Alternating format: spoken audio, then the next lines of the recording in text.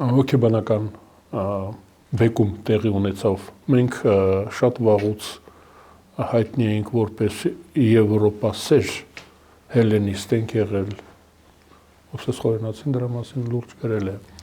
Ու մի տեսակ այն կողմից այդ փոխադարձությունը լավ չէր զգացվում, որ մեր սերը միակողմանի է կարծես թե։ Ու հիմա մեզ համոզեցին բավական լուրջ,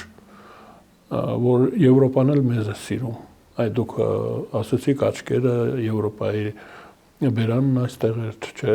սիրտն էր այստեղ։ Այդ դա է կարևորը, որ մենք իմացանք, որ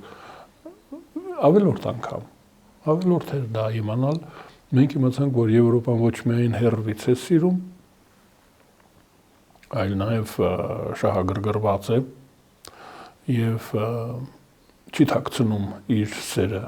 Այդ դա էր կարևորը անթաքույց, այսինքն ցուցադրություն տեղի ունեցավ, սա ընդհանրապես ցուցադրական բան էր, կարելի էր դա թղթերով անել, նամակներով կամ հեռախոսազանգերով, ինչպես տեսախցիկներով,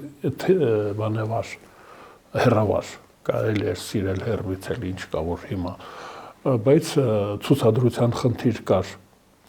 Ու ես կարծում եմ, որ ցուցադրման օբյեկտը հասցեատերը ոչ միայն մենք էինք։ Իսկ ով էր։